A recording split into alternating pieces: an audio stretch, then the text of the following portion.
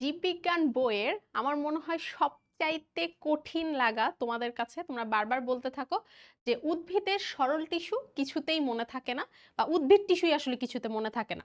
তো উদ্ভিদের টিস্যুর মধ্যে সরল টিস্যুটা কিন্তু পরীক্ষার জন্য বেশি গুরুত্বপূর্ণ। আজকে এত সুন্দর করে গুছায় পড়াই দিব, মনে রাখার টেকনিক সহ। এই অংশটা তোমার সবচাইতে সহজ লাগবে এই ক্লাসটার পরে।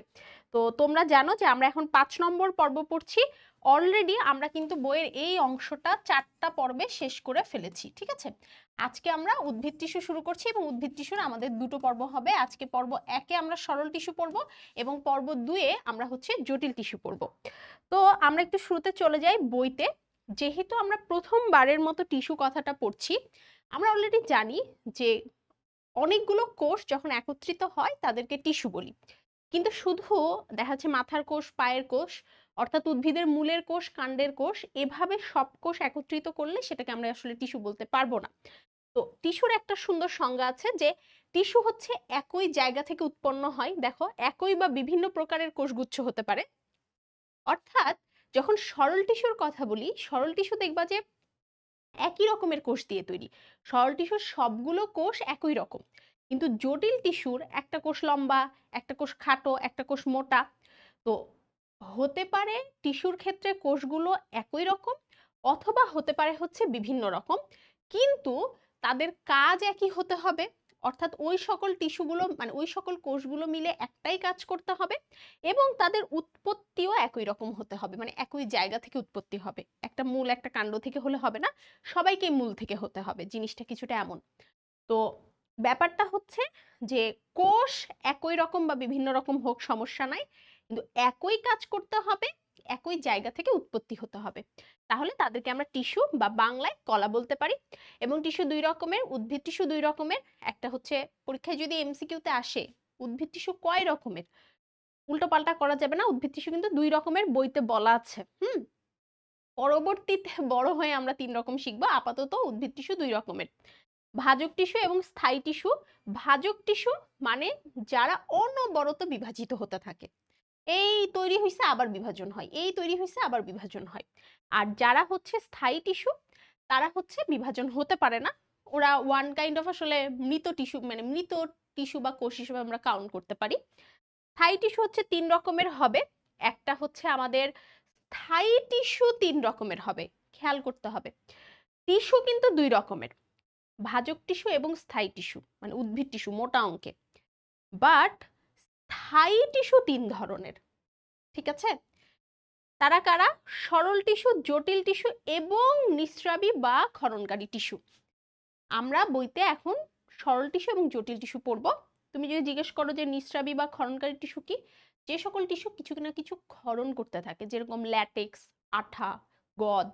এখন বলবা যে এগুলো কি, আমরা তো আঠা চিনি, তাই না? তো আঠা যে টিস্যুটা ক্ষরণ করে সেটা এক ধরনের নিঃস্রাবী টিস্যু, যারা কিছু না কিছু ক্ষরণ করতে থাকে। তো আমরা চলে যাচ্ছি সরল টিস্যুতে। আমি শুরুতেই বলে নিয়েছি, সরল টিস্যু হচ্ছে একই রকমের কোষ দিয়ে তৈরি, আর জটিল টিস্যু হচ্ছে বিভিন্ন রকমের কোষ দিয়ে তৈরি।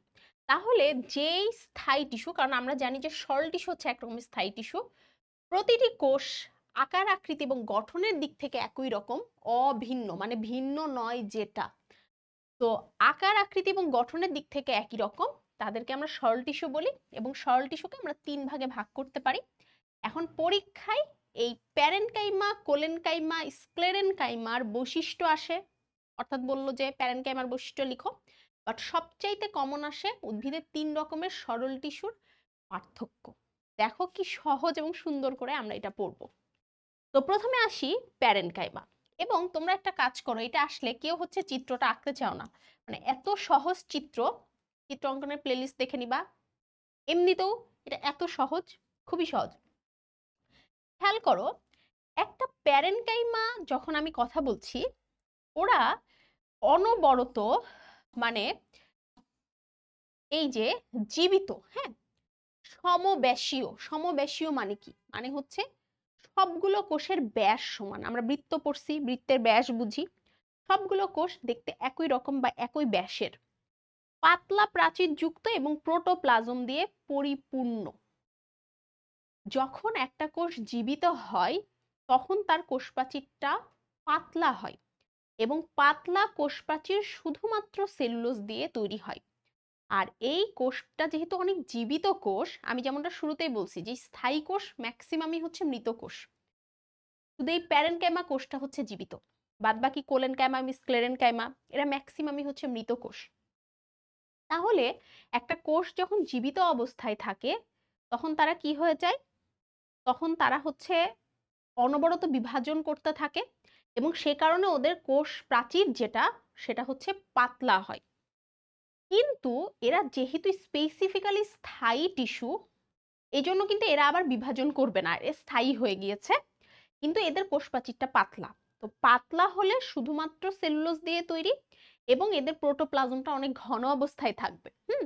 এবং এই কোষে আন্তঃকোষীয় ফাঁকা স্থান দেখা যায়। এই যে দেখো কোষের মধ্যে এরকম এরকম ফাঁকা স্থান দেখা যায়। তাহলে এই জায়গা থেকে আমরা কতগুলো পয়েন্ট পাইলাম বলতো? যখন আমরা পড়তেছি আমরা একটা পয়েন্ট পাইলাম হচ্ছে যে কোষটা কি জীবিত, জীবিত নাকি হচ্ছে মৃত, এরকম একটা পয়েন্ট পাচ্ছি। এদের কোষ প্রাচীরের পুরুত্ব কেমন, পাতলা নাকি হচ্ছে মানে মোটা, কোষ প্রাচীরের পুরুত্ব, কোষ প্রাচীরের উপাদান অর্থাৎ কোষ প্রাচীর কি দিয়ে তৈরি, কোষ প্রাচীরের উপাদান গেল। আর এই যে এই ঘটনাগুলোর কারণে এদের সাইটোপ্লাজমটা কেমন বা প্রোটোপ্লাজম কেমন, ঠিক আছে? আমরা তো এর আগে সাইটোপ্লাজম এবং প্রোটোপ্লাজমের মধ্যে পার্থক্য শিখছি। সো সাইটোপ্লাজমও লিখতে পারো, প্রোটোপ্লাজমও লিখতে পারো, দুটোই আসলে ঘন। হ্যাঁ, প্রোটোপ্লাজম ঘন। এবং এদের মধ্যে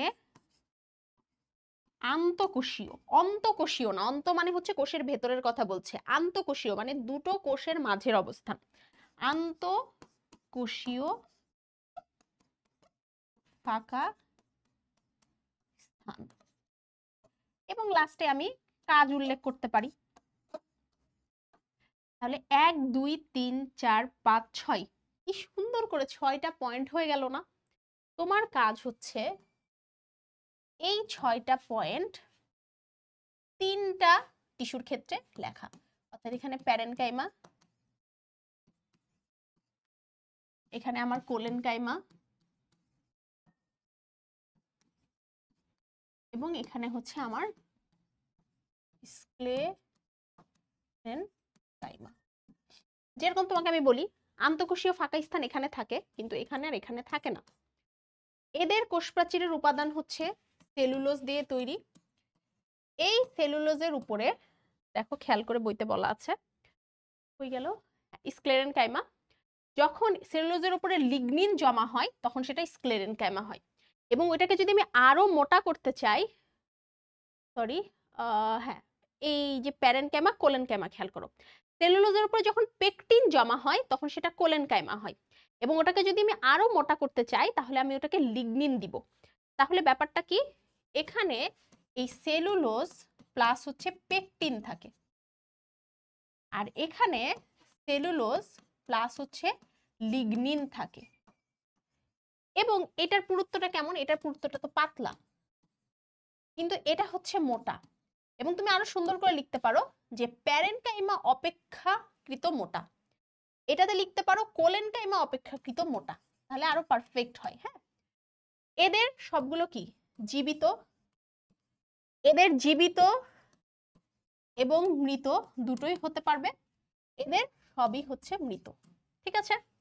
সাইটোপ্লাজম এদের হচ্ছে ঘন এবং হচ্ছে সজীব। এদের সাইটোপ্লাজম কি নির্জীব, কারণ নির্জীব, দেখো এখানে লিখেছে জীবিত বা মৃত, তাহলে সজীবও হতে পারে, কিছু কিছু সজীব, ম্যাক্সিমামই হচ্ছে নির্জীব, আর এগুলো হচ্ছে সবই নির্জীব। এই কথাটাই বইতে বলা আছে, এর বেশি কিছু বইতে বলা নাই।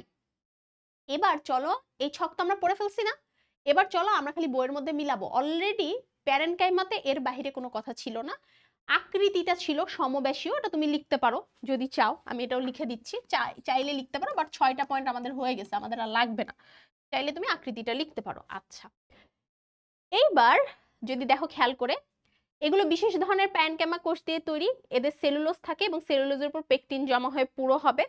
কোনাগুলোকে পার্শ্বপ্রাচীরের তুলনায় অধিক মোটা দেখায়, মানে এই যে কোনাগুলো হচ্ছে বেশি মোটা, এই কোনাগুলো হচ্ছে বেশি মোটা।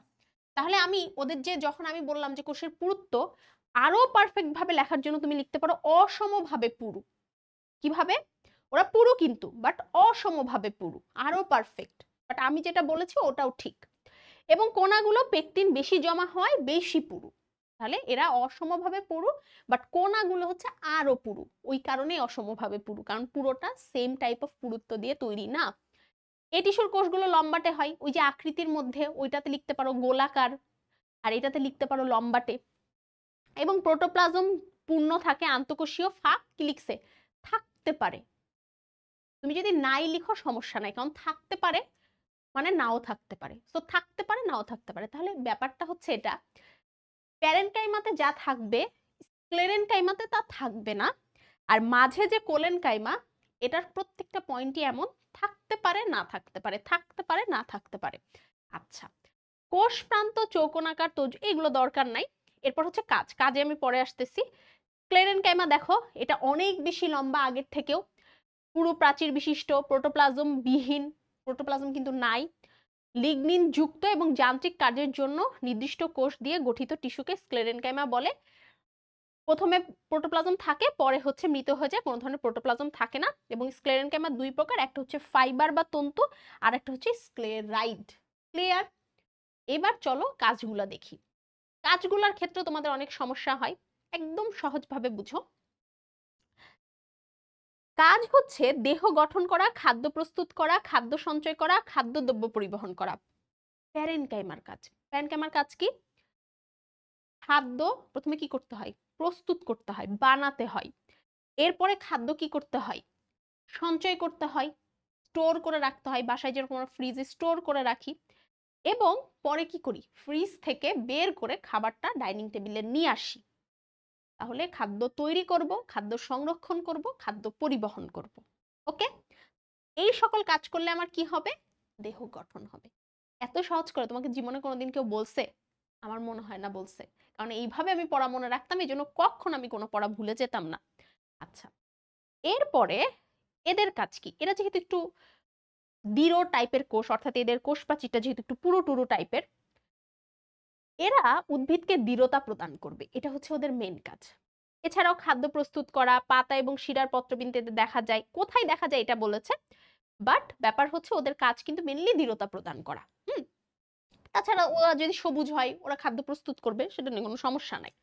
আচ্ছা, এবং লাস্ট এইটার ক্ষেত্রে আমাদের দেখবা সব সময় বলেছে যে এটার কাজ এই যে দৃঢ়তা প্রদান করা এবং পানি ও খনিজ লবণ পরিবহন করা। তাহলে এবার আমার সাথে সাথে মেমোরাইজ করো, প্যারেনকাইমাতে খাদ্য তৈরি করব, সংরক্ষণ করব, খাদ্য পরিবহন করব, এবং দেহে এবং সাথে সাথে কি করব? আমি হচ্ছে দেহের গঠন বাড়াবো। কোলেনকাইমাতে মেন কাজ হচ্ছে উদ্ভিদের দৃঢ়তা প্রদান করব। একইভাবে স্ক্লেরেনকাইমা উদ্ভিদের দৃঢ়তা প্রদান করবে, পাশাপাশি খনিজ লবণ এবং পানিটা পরিবহন করবে। যেহেতু ওরা লম্বা কোষ, ওরা খুব ইজিলি খনিজ লবণ এবং পানি পরিবহন করতে পারে। ডান। প্যারেনকাইমা, কোলেনকাইমা, স্ক্লেরেনকাইমা ডান। পরীক্ষায় ক মার্কের জন্য দুটো কোশ্চিন আসে, দেখাই দিচ্ছি সেটা আমি। কোলেনকাইমা কাকে বলে এবং অ্যারেনকাইমা কাকে বলে খেয়াল করতে হবে। এটা কিন্তু কোলেনকাইমা, এটা ক্লোরেনকাইমা। ক্লোরেন মানে ক্লোরোফিল থেকে যা আসছে।